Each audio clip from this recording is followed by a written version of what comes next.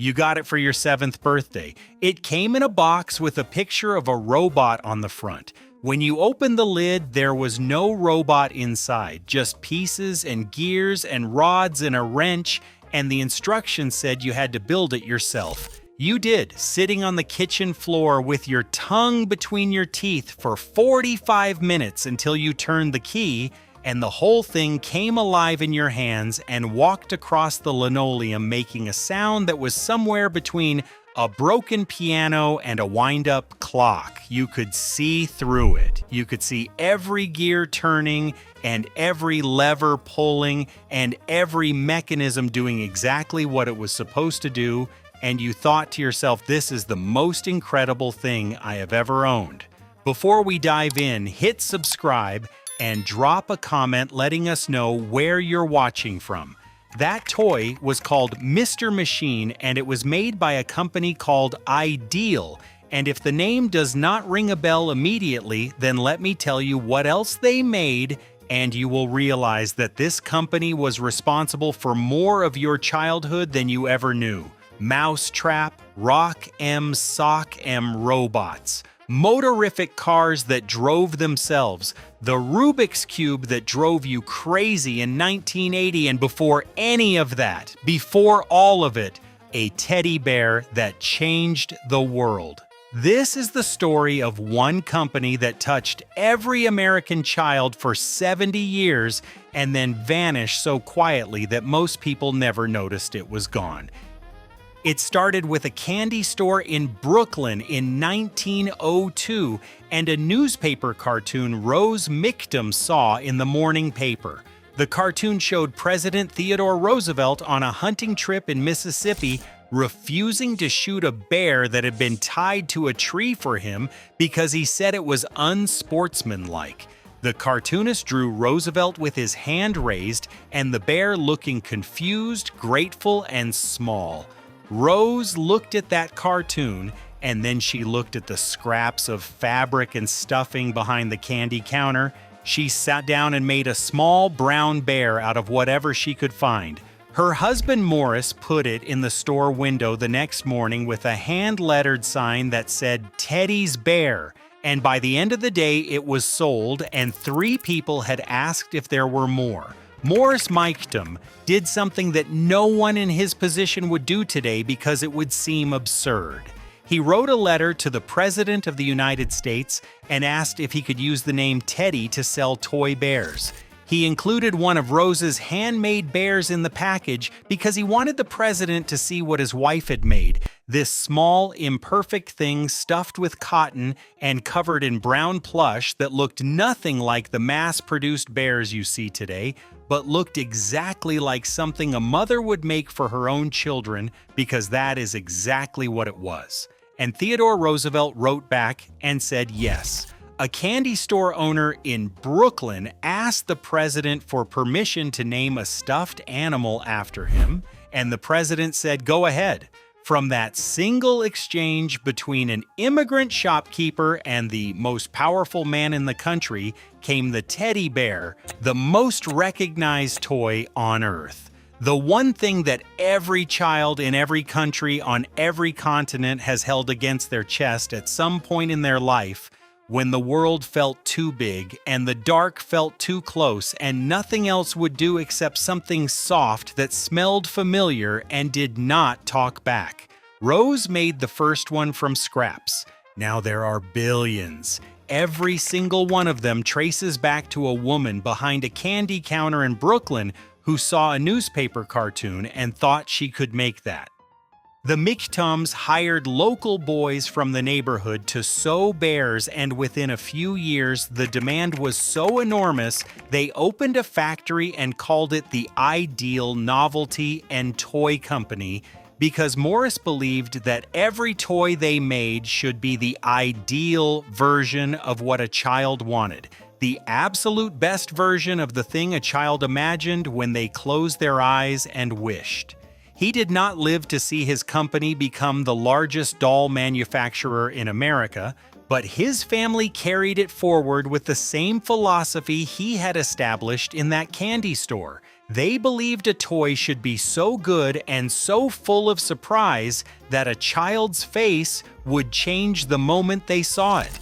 That was the only test that mattered. Not the price, not the profit margin, not the marketing plan. The face. If the face did not change, the toy was not ready. By the 1960s, Ideal was making more than dolls and bears, and the thing they made that mattered most to you was a transparent robot that came with its own wrench. Mr. Machine was designed by a man named Marvin Glass, who operated the most secretive toy design studio in America out of an office in Chicago where the windows were bricked shut, the doors were reinforced with steel, and every employee signed agreements promising never to discuss what they were working on. Marvin Glass believed that a great toy idea was worth more than money, and if someone stole it before it reached the store shelf, the magic would be gone forever. He was paranoid and brilliant, and the list of toys that came out of his studio reads like the inventory of every American boy's closet between 1960 and 1980. Mr. Machine was the first, and it was the one that mattered because it taught you something that no other toy had ever taught you before. It taught you that you could take something apart, understand how it worked, put it back together, and it would still work. The gears were visible through the clear plastic body, and when you wound the key, set it on the floor, and watched it walk, you could follow the entire chain of mechanical events from the spring to the gears to the legs. You understood for the first time in your life that machines were not magic. They were logic, and logic was something you could learn. You took it apart that first night, not because it was broken, but because you wanted to see if you could do it again. You laid every piece on the carpet in a row, smallest to largest, then you picked up the wrench that came in the box and you put it all back together. When you wound the key and it walked again, you felt something that is difficult to describe to anyone who has not experienced it, which is the pride of having built something that works with your own hands at an age when the world is still telling you that you are too young to understand how anything works. Some boys who took Mr. Machine apart in 1962 became mechanics. Some became engineers. Some became the people who fix everything in their neighborhoods to this day because a transparent robot on a kitchen floor taught them that nothing is too complicated if you are willing to take the time to understand how the pieces fit together. One man wrote on a collector's forum years later that Mr. Machine set him on the path to understanding mechanical things and that at 67 years old there was nothing he could not fix. He traced his entire career as a Harley-Davidson mechanic back to a clear plastic robot he received when he was 5 years old. That is what Ideal understood. A toy is not something a child plays with for an afternoon. A toy is something a child becomes because of. Then came Mouse Trap in 1963, and it was the game that nobody ever actually played as a game. You bought it, you opened the box, you ignored the rules entirely, and you spent the next 3 hours building the Rube Goldberg contraption that was the entire point. The little man turned the crank, the shoe kicked the bucket, the ball rolled down the stairs, the rod pushed the thing that released the other thing that swung the net that dropped the cage, and if it worked, if the whole chain reaction actually completed itself without stopping or jamming or falling apart halfway through, you felt a rush of accomplishment that was completely out of proportion to what had actually happened. You had not cured a disease or built a bridge or solved a math problem. You had gotten a plastic cage to fall on a plastic mouse, and it was magnificent. Rock'em Sock'em Robots showed up in 1964, and it was the only toy your mother genuinely did not want in the house because of the noise.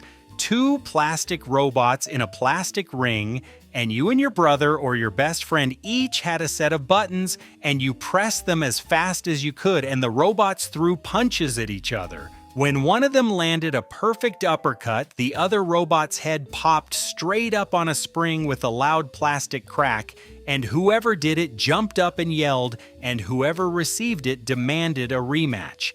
This cycle continued until dinner or until your mother took it away, whichever came first.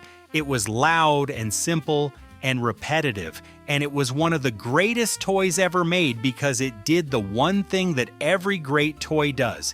It turned two people into competitors who genuinely cared about winning something that did not matter at all. All of those toys came from Marvin Glass's studio in Chicago, and the list does not stop there. Operation, the game where you tried to remove tiny plastic bones from a patient without touching the metal sides, and setting off the buzzer and the red nose, that made everyone at the table jump and yell and argue about whether you had actually touched the edge or not. Ants in the Pants, which was exactly what it sounds like and was impossible to play without laughing. Lite-Brite, the backlit pegboard that let you make glowing pictures by pushing colored pegs through black paper in a dark room, and when you plugged it in and turned off the lights, your creation glowed on the wall of your bedroom in colors that seemed to come from somewhere beyond the toy itself, somewhere closer to stained glass than plastic. And Simon, the electronic memory game that blinked red and blue and green and yellow in sequences that got faster and faster until you made a mistake and had to start over, and you swore you would get further next time, and you always meant it, and you usually did. Every one of those came from the same bricked-up building on the same street in Chicago, designed by people who understood that the best toy in the world is the one that makes you forget what time it is. Marvin Glass never let anyone visit the studio without an appointment and a reason. Delivery drivers were met at the door. Competitors were met with lawyers. He kept his greatest ideas locked in a vault, and his employees swore secrecy because in the toy business of the 1960s, a single leaked prototype could mean the difference between a bestseller and a bankruptcy. Glass was difficult and demanding and obsessive, and the toys that came out of his fortress were unlike anything anyone else was making because he refused to release anything that was merely good. It had to be something that changed a child's face. Ideal rode those inventions through the 1960s and into the 1970s with an energy that seemed unstoppable. They had the Evel Knievel Stunt Cycle that you wound up by cranking the red handle as fast as your arm could move and then released to watch the motorcycle scream across the kitchen floor. It would launch off a ramp you built from a piece of cardboard propped up on a dictionary. When it crashed, you set it up and did it again because crashing was half the fun, and the other half was seeing how far you could make it fly before gravity won. They had Motorific, the miniature cars with their own tiny rechargeable engines. You charge them by inserting them into a power station and then place them on a track and watch them drive themselves around the curves at a speed that seemed impossibly fast for something that fit in your palm. It was an entirely different experience from slot cars because you could not control them. You just built the track and watched and hoped they made it all the way around without flying off at the turn where you had not quite locked the pieces together tightly enough. But the toy business is a brutal place where last year's magic is this year's clearance bin. By the late 1970s, the world was changing in ways that Ideal could not keep up with. Electronic games were replacing mechanical ones. Video game consoles were appearing in living rooms for the first time. The children who had built Mr. Machine in 1962 were now adults, buying different things for their own children. The new toys blinked and beeped and ran on batteries and microchips instead of gears and springs and wrenches. The kitchen floor where you once laid out every piece of Mr. Machine in a perfect row from smallest to largest was now occupied by an Atari and a tangle of cables. The sound that filled the house was no longer the mechanical clicking of a transparent robot, but the electronic blooping of Space Invaders descending one row at a time toward the bottom of the screen.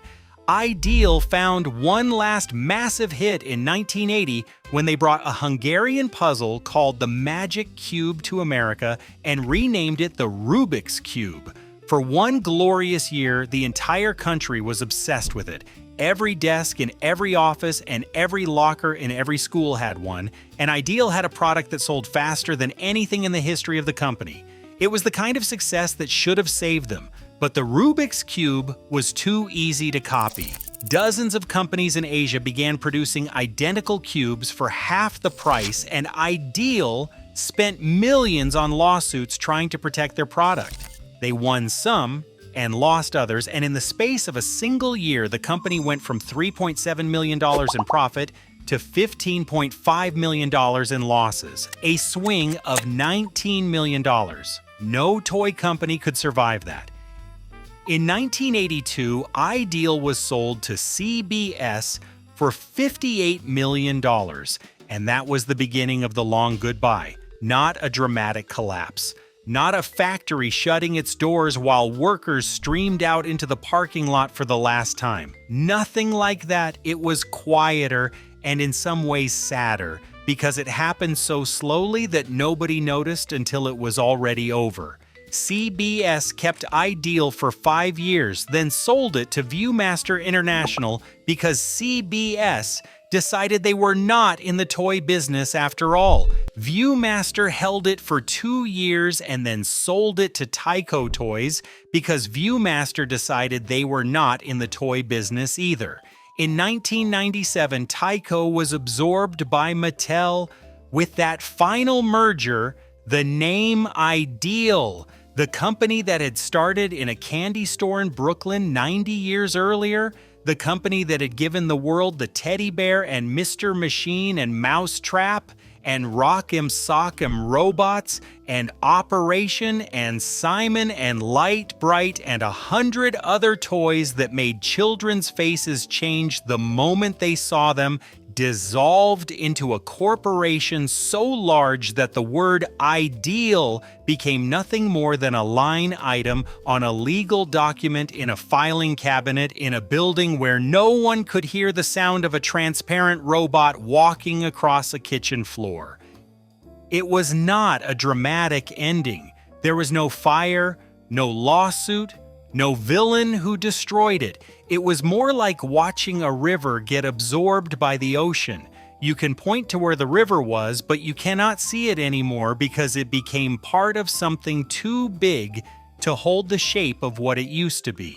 The toys survived because they were too good to disappear entirely. Mousetrap is still sold under a different name by a different company in a different box. The Rubik's Cube is still everywhere and still makes people feel stupid and determined at the same time. Rock M Sock. M Robots still makes noise in living rooms where brothers challenge each other and mothers ask them to please keep it down. The toys lived on because great toys always do, but the company that made them, the company whose name meant something perfect that you could hold in your hands, that company is gone. But here is the part that makes this story different from every other story about a toy company that disappeared. The very first thing Ideal ever made is still here, not in a museum, not in a collector's display case, not on a shelf behind glass where no one can touch it. It is in a child's arms right now tonight, in a bedroom somewhere in the world, a teddy bear. Maybe it is brown, maybe it is white, maybe it has one eye missing and a seam that has been re-sewn by a grandmother who understood that some things are worth fixing no matter how worn they become. That bear exists because Rose Michtom saw a newspaper cartoon one morning in 1902 and thought she could make something out of scraps that would make a child smile. She did not know she was starting a company. She did not know she was inventing the most beloved toy in history. She was just a woman behind a candy counter who saw something kind in a cartoon and wanted to hold on to it. And that is what Ideal was, a company that started with kindness and scraps and the belief that a toy should change a child's face the moment they saw it. The company is gone, the name is gone, the factory is gone, but the bear is still here. And as long as there are children who cannot sleep without something soft pressed against their chest, Rose's bear will outlive every company that ever tried to own it. If you grew up with an Ideal toy, tell us which one. Mr. Machine, Mousetrap, Rock'em Sock'em Robots, the Evel Knievel Stunt Cycle, Motorific, the Rubik's Cube. We want to hear your story. Drop it in the comments.